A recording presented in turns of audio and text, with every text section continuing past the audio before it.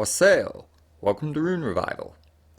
Proto-Germanic is a reconstructed language which was spoken in Northern Europe from about 500 BC until it branched into a variety of other languages. Based upon the latest discoveries, it was being written in the runic script from at least the 1st century AD. In terms of writing, it was a descriptive language, meaning that each character aimed to describe a sound. But like all languages, some sounds were more important than others.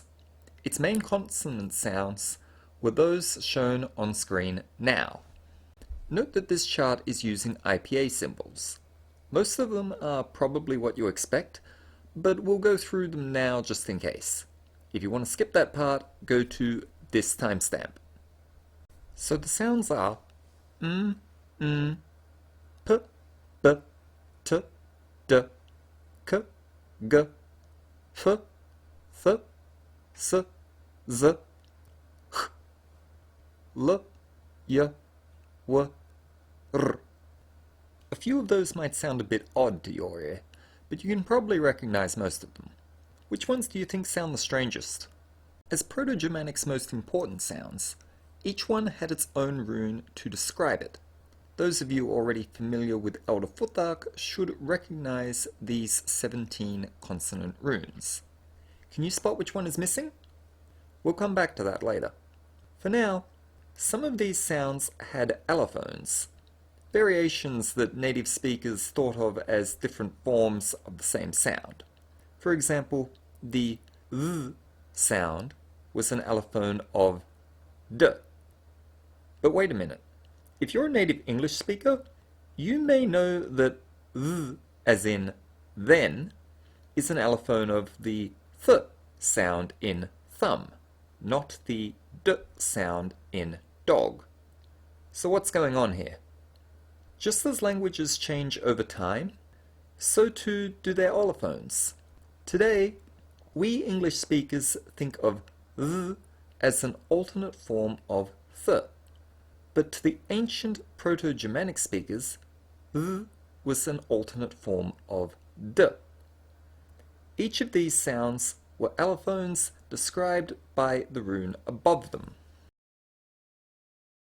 Now let's look at vowels.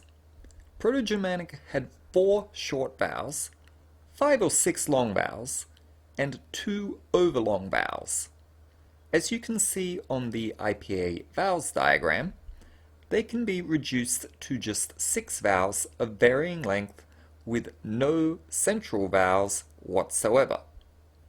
In writing, the Proto-Germanic runemasters described those 6 sounds with these 6 runes. 4 could be nasalized, but that was ignored. The astute among you may have noticed something special about those 2 never nasalized runes. When it comes to the long mid-front vowel, their sounds were allophones. This explains why we find engravings of one of them much more frequently than the other. If you're not already familiar with runes, can you guess which of these 2 is, shall we say, more problematic? That's 23 Elder Futhark runes covered. But aren't there 24? For that, we need to return to consonants. Have you identified the missing rune? I'll give you a hint.